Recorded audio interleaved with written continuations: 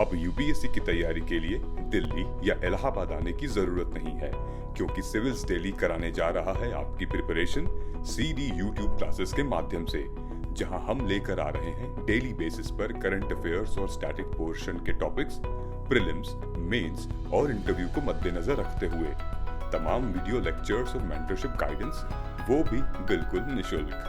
हम अपना time invest करते हैं ताकि आप अपना कीमती वक्त सही जगह सही डायरेक्शन में इस्तेमाल करें। Press the bell icon and subscribe to our channel to follow #CDRituals।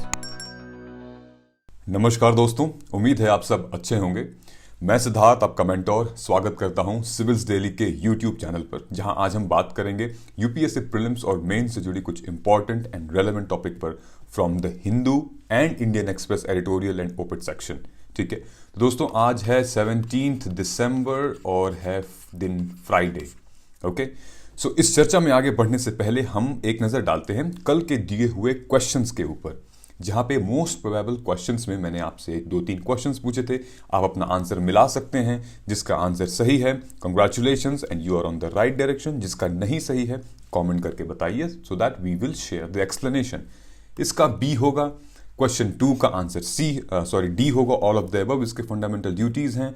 And the next जो क्वेश्चन हमारा था वो फूड प्राइस इंडेक्स से रिलेटेड, जो हमने होलिस्टिकली कल कवर किया था, उसका आंसर ए है। और ये स्टेटमेंट के हिसाब से आप अपना आंसर मैच कर सकते हैं। सो मूविंग फॉरवर्ड हम अपने अगले पेज पे आते हैं। ये हमारे सिविल्स डेली के डेली यूट्यूब क्लासेस होती हैं, जहाँ पे आप बहुत दिनों से इसको फॉलो करते आ रहे हैं और thank you so much for following that. अगर आपने अभी तक हमें सब्सक्राइब नहीं किया है तो प्लीज़ सब्सक्राइब कर लीजिए, क्योंकि अभी भी हमारे 50% जो व्यूवर्स हैं अभी भी नॉन सब्सक्राइबर व्यूवर्स हैं। तो अगर आप हमसे कुछ सीख रहे हैं, कुछ समझ रहे हैं, हमें कुछ योगदान देना चाहते हैं, कोई कंट्रीब्यूट, कोई फीडबैक देना चाहते हैं, तो I would request please subscribe कीजिए and the bell icon, press the bell icon so that every time you get a YouTube notification, आपको फोन पे, आपके लैपटॉप पे या फिर आपके टैबलेट पे नोटिफिकेशन आ जाएगी। ओके, चलिए आज की न्यूज़ थोड़ी सी अलग है दोस्तों। अलग इन द सेंस, मतलब न्यूज़ तो जो चली आ रही है पहले से, उससे थोड़ा सा उसका डायमेंशन अलग है। अब वो क्या डायमेंशन है, आइए देखते हैं। सबसे पहली ही जो न्यूज़ है हमारी, WTO चैलेंज टू MSP। ठीक है, उसके बाद जो हम कवर करेंगे वो है एक ऑब्जेक्टिव UNSC और UNFCCC, आखिर कहाँ से ये मुद्दा उठ के आया था, और उसके बाद ग्रीन बॉन्ड क्या होता है। ठीक है, जेम्स बॉन्ड नहीं, ग्रीन बॉन्ड। ठीक, इतना आगे हम डिस्कस करेंगे क्यों ये मामला उठा। So let us come here, WTO challenge MSP, इससे रिलेटेड ये हिंदू की न्यूज़ है और यहाँ पे जो प्रभाष रंजन साहब हैं उनका ये आर्टिकल है, मेंशन किया है। देखिए, जैसे मैंने आपको बताया था ना कि जो COP26 था, ठीक है, COP26 के अलग अलग बहुत डायमेंशंस निकल के आते हैं। ठीक है, वैसे ही जो हमारे फार्म लॉज थे उनसे बहुत सारे डायमेंशंस निकल के आते हैं। तो मैंने आपको कहा था दोस्तों कि अगर आप अपना मेंस आंसर राइटिंग पर्सपेक्टिव से वीडियो देख रहे हो तो प्लीज़ हर एक टॉपिक का डायमेंशन बना लो, क्या क्या एरिया निकल सकते हैं उसके, फ्रेमवर्क बना लो। इसमें भी एक नया फ्रेमवर्क, एक अलग फ्रेमवर्क निकल के आता है जो कि नोटिस नहीं किया गया था। और वो क्या है, वो यही ऑथर बता रहे हैं कि जो MSP की बात चल रही है, जो किसानों की बात चल रही है कि मिनिमम सपोर्ट प्राइस को लीगलाइज करा दिया जाए। ठीक है, ताकि आने वाली अब कोई भी सरकारें उस पर चेंजेस नहीं कर पाएंगी। ठीक, तो इनका जो मुद्दा था, उनका ये कहना था कि ये सारे मामले तो आपस में डिस्कस होते रहेंगे, लेकिन जो एक मामला है वो नोटिस नहीं किया गया। और वो क्या था, वो ये था कि MSP जो है वो उसको जस्टिफिकेशन नहीं मिल रही है। अग्रीमेंट ऑन एग्रीकल्चर, जो वर्ल्ड ट्रेड ऑर्गेनाइजेशन की बॉडी है, अग्रीमेंट ऑन एग्रीकल्चर, उसमें ठीक है, कहीं ना कहीं MSP के नॉर्म्स उसको वायलेट कर रहे हैं या उसके नॉर्म्स MSP को वायलेट कर रहे हैं। तो ये पूरा स्ट्रक्चर आज हम समझेंगे कि क्या होता है, इन सब का मतलब। मैंने कुछ एक्सपैंड फॉर्म्स हैं, एक्रोनिम्स हैं यहाँ मेंशन किए हुए हैं। आज इसके बारे में आप जानेंगे। एग्रीगेटेड मैनेजमेंट सपोर्ट क्या होता है, external reference price, de minimis limit और एग्रीमेंट ऑन एग्रीकल्चर। ठीक, ये GS3 का एक इंपॉर्टेंट पार्ट है। International institution, deglobalization and protectionism, government policies and intervention. तो ये जो पूरा मुद्दा था ये तब उठ के आया जब G33 की वर्चुअल मिनिस्टेरियल मीटिंग हुई। जब मिनिस्टेरियल मीटिंग हुई तो उसमें ये मुद्दा निकल के आया कि भाई जो एग्रीमेंट ऑन एग्रीकल्चर है वर्ल्ड ट्रेड ऑर्गेनाइजेशन का, वो कहीं ना कहीं डेवलप्ड कंट्रीज को फेवर कर रहा है। ठीक है, यहां पे ये मुद्दा मेंशन किया है। क्यों मेंशन कर रहा है? क्योंकि उसके हिस्टोरिकल रेफरेंसेस हैं। ठीक है, एंड जो G33 है, मतलब कि जो WTO का जो AOA है, agreement on agriculture on agreement on agriculture, वो एक सही मेजर उसका होना चाहिए, रूल बेस्ड होना चाहिए, फेयर एंड इक्विटेबल ऑर्डर होना चाहिए। ये जरूरी नहीं कि आप सिर्फ डेवलप्ड कंट्रीज को सपोर्ट करें, डेवलपिंग कंट्रीज भी बहुत मात्रा में भागीदार हिस्सेदार हैं इसके। तो जो आर्ग्यूमेंट था डेवलप्ड G33 कंट्रीज का वो ये था कि दो मामलों में आप जो है वो पॉजिटिव आउटकम आना चाहिए। पहला पब्लिक स्टॉक होल्डिंग, PSH कहते हैं जिसे, पब्लिक स्टॉक होल्डिंग, और दूसरा था स्पेशल सेफगार्ड मैकेनिज्म। मतलब कि पब्लिक स्टॉक होल्डिंग बोले तो जो हमारी फूड सिक्योरिटी होती है उससे रिलेटेड, और जो स्पेशल सेफगार्ड मैकेनिज्म होता है इसका मतलब जो फाइनेंसेस होते हैं जो फूड सिक्योरिटी में जैसे काम आते हैं, ये सारी चीजें SSM। ठीक है, आउटकम से रिलेटेड, डोमेस्टिक प्रोडक्ट के आउटकम से रिलेटेड बात की गई थी। तो अगर इस इमेज में आप देख पा रहे हैं ये फूड फॉर थॉट, ये इमेज साफ साफ कहती है कि अमेंडमेंट चाहिए हमें WTO के एग्रीमेंट ऑफ एग्रीकल्चर में। ये जो 10% वाली बात की गई है, ये सारी चीजें अभी हम डिस्कस करने जा रहे हैं। ठीक, तो यहीं से ये मुद्दा निकल के आया और उसके बाद ये MSP से आके जुड़ गया। अब देखिए जो AOA है वो 3 चीजों के ऊपर काम करता है। ठीक, AOA का ऑब्जेक्टिव क्या है? AOA का ऑब्जेक्टिव ये है कि ये जो है ट्रेड बैरियर्स को रिमूव करता है। अगर एक X कंट्री है, एक Y कंट्री है, इनके बीच में अगर ट्रेड हो रहा है, बिजनेस हो रहा है, व्यापार हो रहा है, तो इनके बीच में जो भी टैरिफ्स हैं, टैक्सेस हैं, वो रिड्यूस होने चाहिए। ठीक है, ताकि वो इजीली सामान का ट्रेड हो सके। मतलब अगर कोई कस्टम ड्यूटी लग रही है, कोई इंटरनेशनल कोई ड्यूटीज लग रही है, कोई टैक्सेस लग रहे हैं, इसके वजह से एक छोटे से प्रोडक्ट का दाम बहुत ज्यादा हो जाता है। तो AOA का काम यह है कि जो ट्रेड बैरियर्स हैं वो पूरे वर्ल्ड में जो उसकी कंट्रीज हैं उसको वो ऑब्जर्व करेगा और वो ट्रेड बैरियर हटाएगा ताकि ट्रांसपेरेंट मार्केट एक्सेस हो गया। ठीक है, जो ग्लोबल मार्केट है यही है एक मार्केट एक्सेस का, ये पहला इसका पिलर है। ठीक है, तो WTO's agriculture committee oversees implementation of the agreement, provides a forum member to address the related concern. ठीक है, जितने भी मेंबर हैं WTO के एग्रीकल्चर कमिटी में, वो एक मंच देता है उनको ताकि आप एड्रेस कर सकें अपना सारा कंसर्न। भाई क्या चल रहा है, आपको क्या प्रॉब्लम है, ट्रेड में कोई दिक्कत तो नहीं आ रही। ठीक, दूसरा इसका जो पिलर है वो है मार्केट एक्सेस, जहां की ऑलरेडी हमने बात की है, मार्केट एक्सेस से रिलेटेड, जहां पे टैरिफ ड्यूटीज वगैरह कम। जो दूसरा इसका पिलर है वो है एक्सपोर्ट कंपटीशन, मतलब कि एक्सपोर्ट सब्सिडीज। इसका मामला ये है कि जितनी भी प्रोडक्शन हो रही है, ठीक है, उसको हम लिमिट करें सब्सिडी देकर। मतलब कि ये कहना है कि फॉर एग्जांपल अगर आपके अगर कोई फार्मर एग्रीकल्चर प्रोड्यूस कर रहा है तो उसको हम सब्सिडाइज देकर उसकी जो प्रोडक्शन है कम से कम उस पे उसका जो पैसा है वो निकल के आ सके। ठीक है, सो बेसिकली यहां पे जो मार्केट की बात की गई है कि हम सब्सिडी देके एग्रीकल्चर में इनपुट पे जो चीपर प्रोडक्ट्स हैं उसको इंसेंटिवाइज कर सकेंगे। ठीक, they are included and under export subsidies. So these can be result in dumping of highly subsidized and cheap products in other countries and damage। ये सारे इसके इश्यूज में लिखे गए हैं। ठीक है, कहने का मतलब ये है कि डिसिप्लिन होना चाहिए एक्सपोर्ट सब्सिडीज में।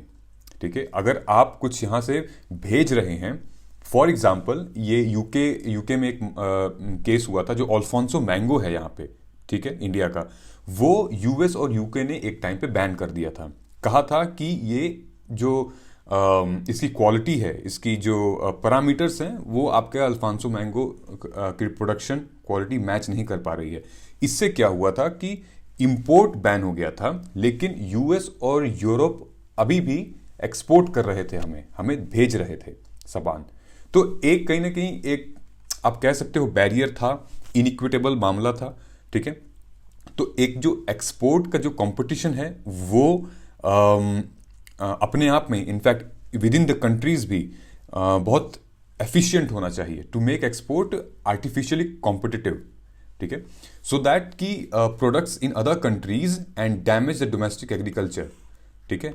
इसका मतलब ये भी है कि फॉर एग्जाम्पल अगर चावल लेट्स से कि 100 रुपए किलो है इंडिया में, ठीक है, 100 रुपए किलो अगर के हिसाब से हम एग्जाम्पल की बात कर रहे हैं, हालांकि बहुत कम दाम में मिलता है एमएसपी के रेट पे, लेकिन एक एग्जाम्पल दे रहे हैं कि 100 रुपए किलो की लागत है, ठीक है। अब यूएस से कोई चावल आ रहा है, राइस आ रही है, वो 80 रुपीज पड़ रही है, ठीक। तो जो यहाँ के फार्मर्स हैं उनको तो दिक्कत होगी, राइट। जो वो प्रोड्यूस कर रहे हैं, जो वो उतनी मेहनत लगा के इनपुट लगा के अपना दाम निकाल रहे हैं, वो 100 रुपए का है, और जो बाहर से इंपोर्ट होके आ रहा है वो है लगभग 80 रुपए का। ये एक डिस्टॉर्शन होती है, ठीक। इसको कैप करने के लिए, इसको हटाने के लिए एक्सपोर्ट चीजों को सब्सिडी देनी चाहिए, ठीक है, कि भाई अगर ऐसी कुछ हो रही है तो हम आपको सब्सिडी देंगे, आपको दिक्कत कोई नहीं होगी, let them come, the import material let them come, लेकिन आप जो एक्सपोर्ट कर रहे हो उसमें सब्सिडी मिल जाएगी आपको, ठीक है, आपका नुकसान नहीं होगा, कहने का ये मतलब है, ठीक। नाउ जो तीसरा पिलर है, इसका तीसरा pillar has been divided into 3 boxes, okay, green box, amber box and blue box. ये बहुत पॉपुलर है, इसको ध्यान से समझिएगा। सबसे पहले पेमेंट को समझ लेते हैं, इसके क्या होती है। तो जो ग्रीन बॉक्स है उसको नॉन ट्रेड डिस्टॉर्टिंग कहते हैं। जब नॉन ट्रेड डिस्टॉर्टिंग का मतलब ये होता है कि ऐसी फैसिलिटीज जहां पे जो व्यापार है, जो बिजनेस है, जो ट्रेड है, वो डिस्टॉर्ट नहीं हो रहा है, डिसरप्ट नहीं हो रहा है, इजीली चल रहा है। अब उसमें क्या क्या चीजें आती हैं, कुछ रिसर्च हो गई उसमें, कोई नेचुरल डिजास्टर रिलीफ हो गया, जैसे इसमें यहाँ पे मेंशन किया हुआ है फार्म क्रेडिट प्रोग्राम, कुछ ऐसी चीजें हो गई जो कि डिस्टॉर्ट नहीं कर रही है मार्केट, ठीक है। जैसे कि यहां मेंशन किया है, subsidies do not distort trade, they are government funded and not involve prices, right. They are also include environmental protection, regional development programme, ठीक है। Green box subsidies are therefore allowed without limits, ठीक है, ये आपको ध्यान में रखना है यहां पे। वहीं पे वर्सेस आता है एम्बर बॉक्स। एम्बर बॉक्स एक डिस्टॉर्टिंग ट्रेड है। डिस्टॉर्टिंग ट्रेड का मतलब आप ये समझिए कि कोई भी ऐसा प्रोडक्ट है या कोई भी ऐसा कमोडिटी है जो मार्केट में या जिसके वजह से मार्केट में डिस्टॉर्टमेंट हो रही है, मतलब कि प्राइस की ऊपर नीचे, टैरिफ्स की वजह से, टैक्सेस की वजह से, या फिर आप एमएसपी दे रहे हैं यहां इंडिया में, उसकी वजह से टैरिफ में मार्केट में डिस्टॉर्टमेंट हो रही है, ठीक है। इसीलिए यहां पे जो लिखा है, these include support prices, subsidies.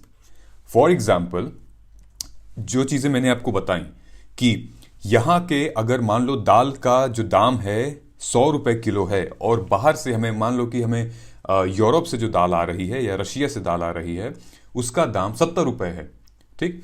तो ये जो एम्बर बॉक्स कैटेगरी में फॉलो होगा, क्योंकि ये डिस्टॉर्ट हो रही है, ठीक है। जो वैल्यू है, जो टैरिफ है, कहीं ना कहीं ये एक इम्बैलेंस कर रही है, तो ये एम्बर बॉक्स में जाएगा। याद रखिएगा, इसका एग्जाम्पल है मेजर सपोर्ट प्राइसेस। आप एमएसपी को लिख सकते हैं यहां पे इसका एग्जाम्पल, सब्सिडीज को लिख सकते हैं यहां पे इसका एग्जाम्पल, ठीक है। और ब्लू बॉक्स कुछ नहीं है, एक तरीके से एक कंडीशन लगाई गई है एम्बर बॉक्स पे, ताकि जो डिस्टॉर्शन है, जबकि जो मूल में प्राइस में भेदभाव है, ऊपर नीचे इंबैलेंस है, वो कम हो, ठीक है। जैसे कि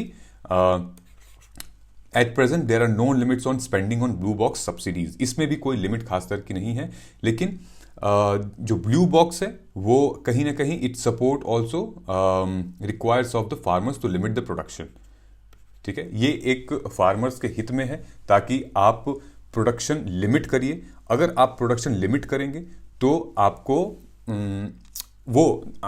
उसका दाम मिलेगा। अगर आप प्रोडक्शन बहुत लार्ज फॉर्म में करेंगे तो कहीं ना कहीं प्राइस डिस्टॉर्शन होगा, और वो फिर एम्बर बॉक्स में चला जाएगा, राइट। आई होप आपको ये मामला क्लियर हो गया होगा, समझ आ गया होगा। इसी मुद्दे पे हम अगर न्यूज़पेपर पे जाएं तो इस न्यूज़पेपर पे ये पूरी बात इसीलिए कही गई है। ये ग्रीन बॉक्स देख रहे हैं आप मेरा कर्सर, ट्रेड डिस्टॉर्टिंग सब्सिडीज, ये सारी चीजें यहां पे मेंशन है। ठीक, हम आते हैं आर्टिकल 6.4 बी पे। तो देखो WTO का जो AOA है उसका आर्टिकल 6.4 ये कहता है कि भाई जो डेवलपिंग कंट्रीज हैं जैसे कि India, they are allowed to provide a de minimis level of production on non product subsidies. मतलब कि ये कहा गया है कि जितना भी जो डेवलपिंग कंट्रीज हैं उनको 10% होता है और जो डेवलप्ड कंट्रीज हैं उन पे 5% सब्सिडी दे सकते हैं। एक सीधा सीधा एग्जांपल हम देखते हैं कि अगर आपका एक खेत है, ठीक है, आपकी एक जमीन है, आप उस पर प्रोड्यूस कर रहे हो, ठीक है, हम ईयरली कैपेसिटी की बात कर रहे हैं, अगर आप उस पर प्रोड्यूस कर रहे हो तो लेट्स से कि आपकी जो भी एक्सपेंसेस आ रहे हैं, ठीक है, आउट ऑफ 100% आपको 10% पे सब्सिडी मिलेगी। मतलब जितना भी लागत है आपकी उस पे 10% आपको रिबेट मिल जाएगा, आपका पैसा वापस आ जाएगा, सब्सिडी मिल जाएगी। ठीक है, और वो 10% क्या होता है? देखो, कुछ फर्टिलाइजर्स होते हैं, कुछ केमिकल्स होते हैं, इलेक्ट्रिसिटी तो वैसे भी फ्री है, ठीक है, कुछ मशीन्स होती हैं और यूरिया वगैरह, कुछ ये सारी चीज़ें जो सब्सिडी के अंदर आती हैं। बहुत सारे प्रोग्राम्स भी चल रखे हैं सरकार के, आप मुझे कमेंट करके बताइएगा कि फार्मर से रिलेटेड जो सब्सिडीज चल रही हैं उनमें क्या गवर्नमेंट के इनिशिएटिव हैं, राइट। तो इसका ये मामला है कि लेट्स से कि अगर आपके पूरे खेत में साल भर में 10 लाख रुपए का काम किया तो आपको जो है 10% उस पर सब्सिडी मिल जाएगी। और वहीं जो डेवलप्ड कंट्रीज हैं उनको 5% सब्सिडी मिलेगी। तो इनका ये कहना है कि अगर 10% से ऊपर मामला गया तो एक डी मिनिमस लिमिट होती है, वो एक्सटेंड कर जाएगी, एक्सीड कर जाएगी, जो कि WTO के एग्रीमेंट के खिलाफ है। ठीक है, सो 10% of the total value of countries agriculture production. तो अगर हम पूरे कंट्री का ले लें, पूरे इंडिया का ले लें, तो जितना भी टोटल रेवेन्यू होगा, टोटल वैल्यू होगी, सॉरी, जो टोटल वैल्यू होगी एग्रीकल्चर प्रोडक्शन की, 10% से ज्यादा अगर सब्सिडी जाएगी तो फिर वो वॉयलेट करेगा WTO के नॉर्म को। एग्जाम्पल के तौर पे यहां देखा गया है कि इंडिया की जो ERP है, ERP क्या होती है? यहां पे हमने ऑलरेडी देखा हुआ है कि एक्सटर्नल रेफरेंस प्राइस।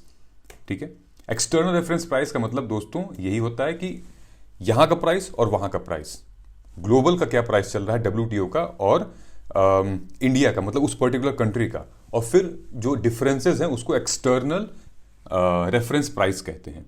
ठीक है, तो India's reference price for rice जो है 1968 और 88 में लिखा हुआ था 262.51 टन। ठीक है, and the MSP was less than this.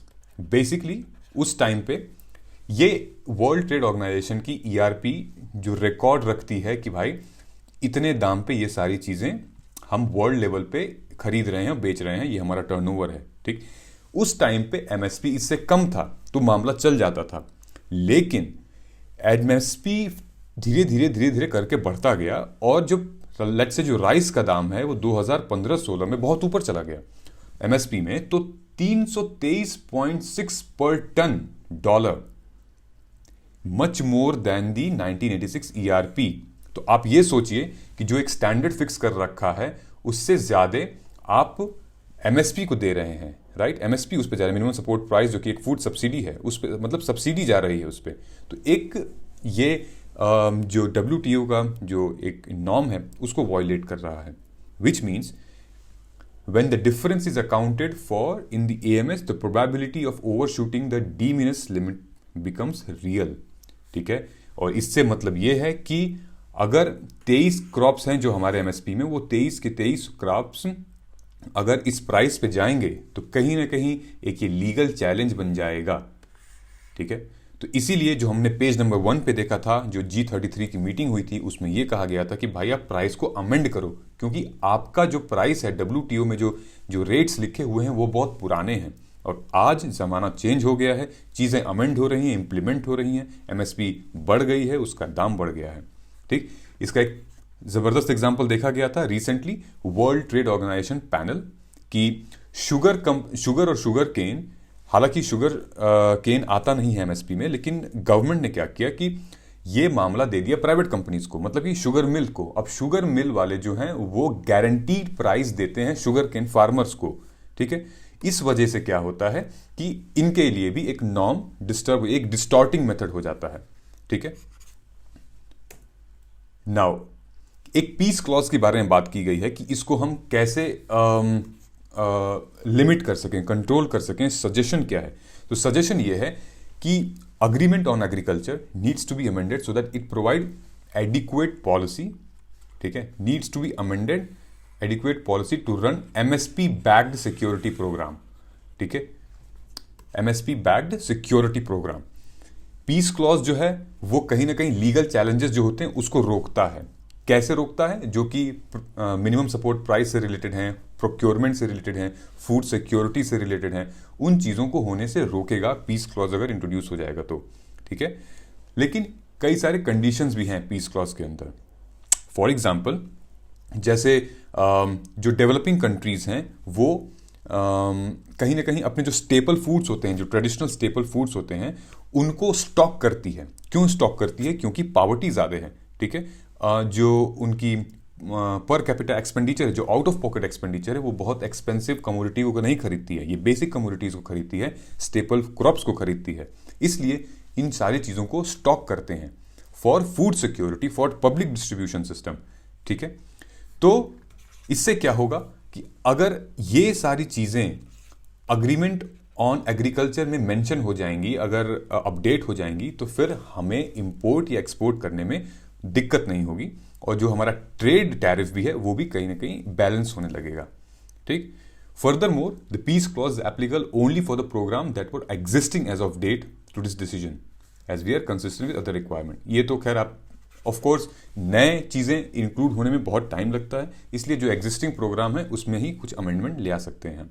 ये देखा गया है कि India reported to the WTO that it gave subsidy worth 6.31 billion for rice 1920 while the value of rice production was 46 point इतना बिलियन, मतलब कि ये 13%, 13.6 टोटल वैल्यू थी इसकी प्रोडक्शन को, मतलब ये जो डी मिनिमस लेवल है 10% उसको ये क्रॉस कर दिया है, राइट। सो इंडिया की जो प्रोक्योरमेंट है, खासकर की राइस, वीट, एक तरीके से ये वॉयलेट करती है डी मिनिमस लिमिट को, लेकिन कहीं ना कहीं एक ये इम्यूनिटी भी एंजॉय करती है। क्यों एंजॉय करती है? बिकॉज इंडिया फूड सिक्योरिटी के नाम पे तो इसको डिफेंड कर लेगी, लेकिन वो क्रॉप्स जो कि एसेंशियल नहीं हैं, जो कि एमएसपी के अंदर नहीं आते हैं, उनको फूड सिक्योरिटी के अंदर, फूड सिक्योरिटी प्रोग्राम के अंदर नहीं आते हैं, उनको बैक करने में बहुत प्रॉब्लम होगी। जैसे ये कपास, कॉटन, ग्राउंडनट, सनफ्लावर सीड, इनको डिफेंड करने में बहुत प्रॉब्लम होगी क्योंकि ये फूड सिक्योरिटी प्रोग्राम में नहीं आते हैं और इनका दाम डिस्टॉर्ट होगा, बढ़ते जाएगा, ठीक है। इसमें लिखा है कि अगर agreement of on agriculture amend कर देता है, मतलब कि अमेंड कर देता है एमएसपी को, मान लो कि अग्रीमेंट ऑन एग्रीकल्चर ने एमएसपी को एक्सक्लूड कर दिया है, ठीक है, अपने जो एएमएस था उसका, उसमें से एक्सक्लूड कर दिया है फॉर, और इसलिए एक्सक्लूड कर दिया है कि भाई चलो फूड सिक्योरिटी की वजह से and so on so fourth. लेकिन जो दूसरी चीज़ें हैं, जो जैसे ये हमने बात की थी not part of food security, वहाँ पे फिर प्रॉब्लम आएगी। यही चीज़ मेंशन की हुई है यहाँ पे, that even if AOA is amended to exclude MSP backed procurement from food security purposes for AMS procurement for other crops prices higher than the fixed ERP, उनकी प्राइसेस फिर उठने लगेंगी and would be considered trade distorting. Okay, so I hope ये पूरा मामला आपको समझ में आया होगा। सो इससे रिलेटेड हमें दो क्वेश्चंस हमने पूछे गए हैं इसमें। पहला ये है मिनिमम सपोर्ट प्राइस क्या होता है। यू नेवर नो, एग्जाम में कभी भी क्वेश्चन आ सकता है और आपको इसका बहुत बेसिक आंसर हो सकता है इसका, ठीक। Among the following option which one of the is not an objective of WTO, आपको इसको कमेंट करके बताना है। सो ये दो हमारे फंक्शंस हैं, क्वेश्चंस हैं, प्लीज़ आप हमें कमेंट करके बताइएगा क्या इसके आंसर आपको लगते हैं। चलिए चलते हैं अपने नेक्स्ट न्यूज़ पे, जो कि एम एंड ऑब्जेक्टिव।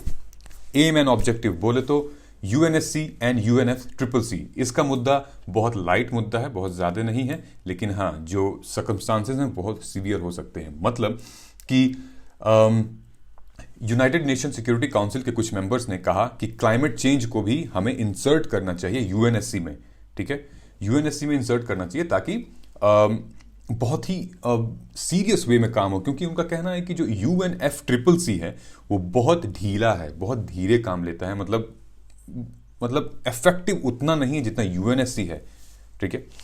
तो कुछ कंट्रीज हैं जो कि जो एक्सेप्ट कर लिया है इनका, लेकिन कुछ कंट्रीज हैं जैसे इंडिया हो गई, उन्होंने नेगेटिव वीटो दिया है, अपना नेगेटिव वोट दिया है एक्चुअली, ठीक। सो यहीं पे मामला निकल के आता है। तो ये GS पेपर 2 का पार्ट है, ये है UNSC, UNFFC, global international treaties and then institution, ये आप देख सकते हैं, ठीक। यही चीज मैंने आपसे कही है यहाँ पे। तो देखो कॉन्सिक्वेंसेज ये सब क्या होंगे। तो जिन्होंने वोट किया है उन्होंने कहा है कि हम इसलिए कह रहे हैं कि क्लाइमेट को आप इंक्लूड करिए UNSC में, क्योंकि there will be exacerbate in the future of water shortage, migration, destruction of livelihood.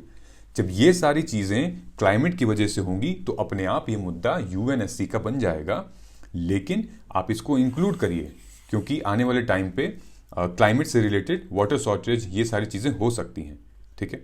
लेकिन कुछ लोगों का यही मानना है कि भाई आप सिक्योरिटी को क्लाइमेट के एंगल से नहीं देख सकते हो, टोटली डिफरेंट एंगल, डिफरेंट चीज है। जब एक बॉडी ऑलरेडी बनी हुई है इंटरनेशनल लेवल पे, तो फिर आप एग्जिस्टिंग बॉडी में आप क्यों इंसर्ट करा रहे हो उसको, ठीक है। इसके कॉन्सिक्वेंसेस क्या हो सकते हैं। देखो UNSC का प्राइमरी रिस्पॉन्सिबिलिटी क्या है, to maintain international peace and security, ठीक है, एंड क्लाइमेट रिलेशन इश्यूज, ये टोटली इसके एम से, ऑब्जेक्टिव से बाहर है, ठीक। लेकिन इसके कॉन्सिक्वेंसेस ये होंगे दोस्तों, अगर UNSC क्लाइमेट चेंज ले आता है अंदर, तो बेसिकली जो इंडस्ट्रियलिस्ट कंट्रीज होते हैं, जो टॉप 5 कंट्रीज हैं, जो सुपर पावर हैं, उनके पास में वो वीटो पावर चला जाएगा। मतलब कि वो फिर क्लाइमेट रिलेटेड सिक्योरिटी से फिर वो कुछ भी कर सकते हैं, ठीक है। तो ये एक सेंसिटिव इशू है, ये चीज नहीं होनी चाहिए, ठीक है। करंटली अभी UNFCCC यहाँ होगा, इसमें क्या है कि all matters related to climate change are being discussed in UN framework convention, ठीक है। ये एक स्पेशलाइज्ड एजेंसी है, 190 मेंबर्स हैं इसमें, और यही एजेंसी है, यही बॉडी है जो कि प्रोसेस, जो कि फंक्शन कराती है कौन चीज़ों का, कौन से प्रोटोकॉल्स का, क्योटो प्रोटोकॉल्स हो गए, पेरिस एग्रीमेंट हो गया, COP26 समिट हो गया, आने वाले टाइम पे COP27 होने वाला है। यही बॉडी है जो कि ये सारी चीज़ें कंडक्ट कराती है इंटरनेशनल लेवल पे, सो दैट कि ग्लोबल क्लाइमेट चेंज के बारे में बात की जाए, ठीक है।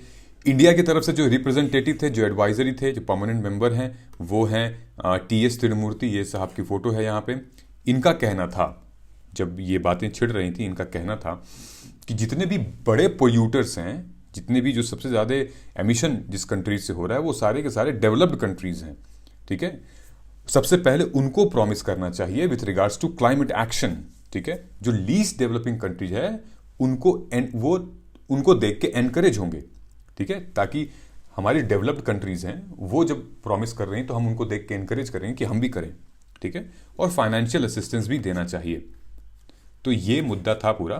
तो UNFCCC should not only make sure that promises made by member countries, especially the powerful ones in previous conferences, but यहाँ पे but है, also expand the scope of discussion, it include climate related security issue, ठीक है। तो ये मुद्दा यहाँ तक सीमित होता है, लेकिन इसका एक एंगल था, वो मैं आपको यहाँ बताता हूँ। ये है यूनाइटेड नेशन सिक्योरिटी काउंसिल की बैठक, ठीक है। कितने मेंबर्स होते हैं? 15, 5 परमानेंट, 10 नॉन परमानेंट। परमानेंट कौन से? China, France, Russia, federation of United kingdom, United states, ठीक है। इंडिया कोशिश कर रहा है इसमें एंटर होने का, अभी तक नहीं हो पाया है। 10 नॉन परमानेंट मेंबर्स होते हैं, मतलब हर 2 साल पे जनरल असेंबली में ये इलेक्ट होते हैं, ठीक है।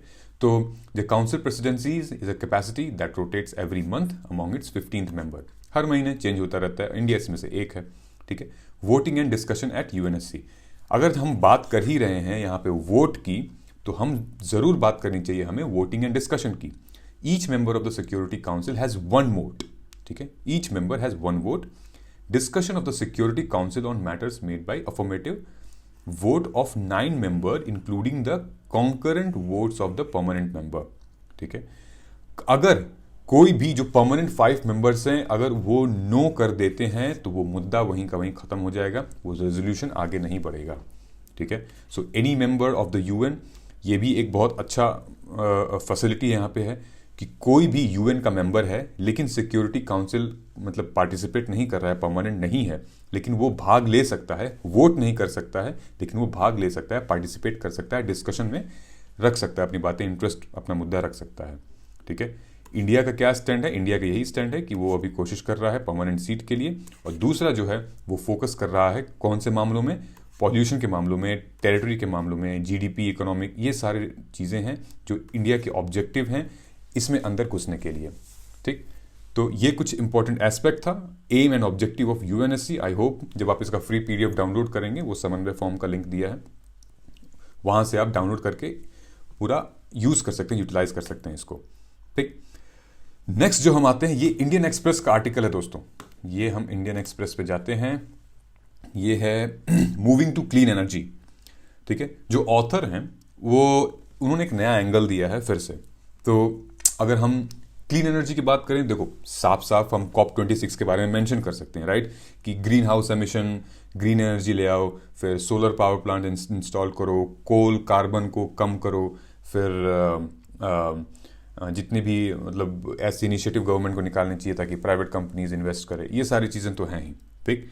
लेकिन इनका एक नया एंगल था, आपको पूरा आर्टिकल पढ़ने की ज़रूरत नहीं है, मैं बताता हूँ इसमें क्या था, क्या मेंशन है, and then we will move forward. तो बेसिकली इनका ये कहना है कि जो IPCC की रिपोर्ट थी, ठीक है, जहाँ पे बताया गया कि भाई हम एक वार्मर क्लाइमेट की तरफ जा रहे हैं, सी लेवल बढ़ रहा है, इम्पैक्ट है क्लाइमेट का वो बहुत ज़्यादा हर कंट्री के ऊपर पड़ रहा है, ठीक है।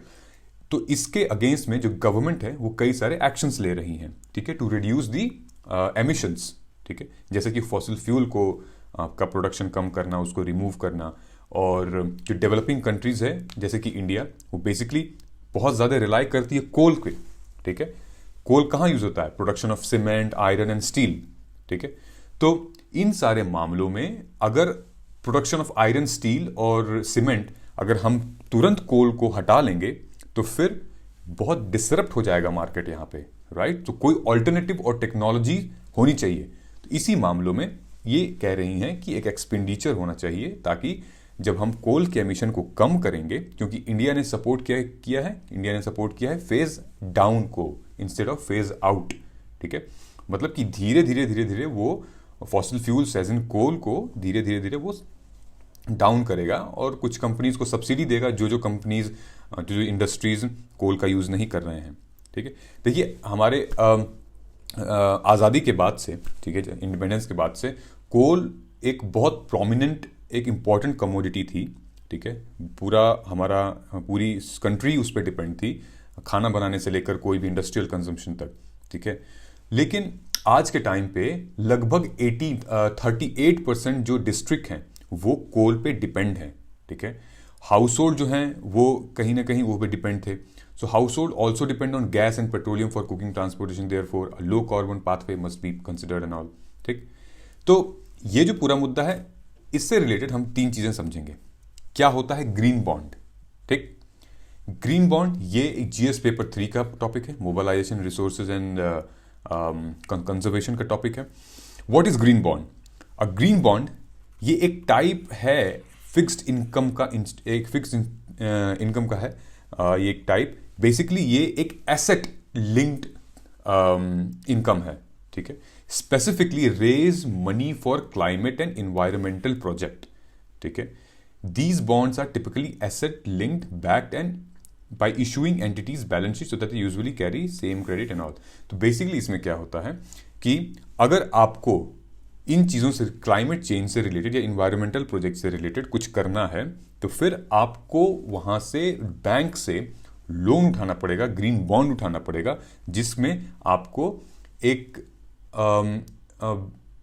एवरेज इनकम मिलेगी, एक अमाउंट मिलेगा जो कि आप फिर मार्केट में जा सकते हैं। इन्वेस्टर्स आपके पास आएंगे अपने अपने बैलेंस शीट के साथ, उसके बाद फिर जो आइडियाज़ देते हैं वो आएंगे, फिर एक तरीके की छोटी मोटी कंपनी फॉर्म होगी और फिर वो बॉन्ड्स डिस्ट्रीब्यूट होंगे उसमें, ताकि आप इन्वेस्टमेंट करें, आप क्लाइमेट चेंज और इन्वायरमेंटल प्रोजेक्ट्स के लिए आप कुछ अच्छा करें, ठीक है, जिससे हमारा ग्रीन इकोनॉमी बढ़े। ठीक, तो ग्रीन बॉन्ड्स में कम विद टैक्स इंसेंटिव। इसका एक ये और फायदा है कि टैक्स इंसेंटिव मतलब कि टैक्स नहीं लगेगा, ठीक है, ये नॉन टैक्सेबल हो जाएगा फिर, मतलब ये एक जो कंपनी भी इसको करेगी उसको टैक्स देने की जरूरत ही नहीं पड़ेगी। तो ये एक बहुत ही लुक्रेटिव ऑप्शन है प्राइवेट कंपनीज के लिए, बहुत ज़बरदस्त इंसेंटिव है, ठीक है। सो वर्ल्ड बैंक ही इशू करता है ग्रीन बॉन्ड्स, लगभग 164 ग्रीन बॉन्ड्स यूज कर चुका है 2008 तक, और लगभग इसकी जो कैपेसिटी है वो 270 बिलियन की है according to the climate bond initiative, ठीक है। कैसे काम करता है ये? बिल्कुल वैसे ही काम करता है जैसे कॉर्पोरेट और गवर्नमेंट बॉन्ड्स काम करते हैं, ठीक है। बोरोवर क्या करेगा, वो borrower issue these securities in order to secure financing for project that will have positive environmental and then such as ecosystem in all. Investor यहाँ पे लिखा है, investor who will purchase these bonds can expect to make bond matures, therefore tax benefit इस पे मिल सकता है। और फिर जो इन्वेस्टर है वो आइडिया पे इन्वेस्ट करेगा और फिर एक ग्रीन इकोनॉमी खड़ी होगी, ठीक। इससे related what is green bond versus blue bond? तो green bond versus blue bond क्या होता है? ब्लू बॉन्ड ये जैसे ओशन से रिलेटेड हो गया, ठीक है, मराइन से रिलेटेड हो गया, इकोसिस्टम से रिलेटेड हो गया, बस आप यूं समझिए, बाकी सारी चीजें सेम है, but sustainable fisheries, protection of coral reef and fragile ecosystem, ठीक है, और रिड्यूसिंग पोल्यूशन एंड ऑल, तो ये ब्लू बॉन्ड हो गया। ओशन से रिलेटेड जो समुद्र का रंग होता है उससे रिलेटेड ये ब्लू बॉन्ड हो गया, ठीक है। क्लाइमेट बॉन्ड वहां क्या आता है? क्लाइमेट बॉन्ड आर समथिंग, कहीं ना कहीं ये टर्म चेंज होते हैं, ग्रीन बॉन्ड या क्लाइमेट बॉन्ड, ठीक है, बट सम अथॉरिटीज जो हैं वो उसको कहती हैं कि प्रोजेक्ट्स जो कि फोकस करते हैं कार्बन रिड्यूशन एमिशन को या जो एलिविएट करते हैं क्लाइमेट चेंज को, उसको हम कहते हैं क्लाइमेट बॉन्ड। ग्रीन बॉन्ड भी आप कह सकते हैं, लेकिन कुछ कंपनियां भाई इसको कहती हैं कि भाई ये कार्बन स्पेसिफिकली इन चीज़ों के लिए बना होता है। सो ये जो कंपनी है power finance corporation limited, this is the first leading NBFC in power sector जिसको सक्सेसफुली एक पहला ग्रीन बॉन्ड इशू किया गया है, ठीक है।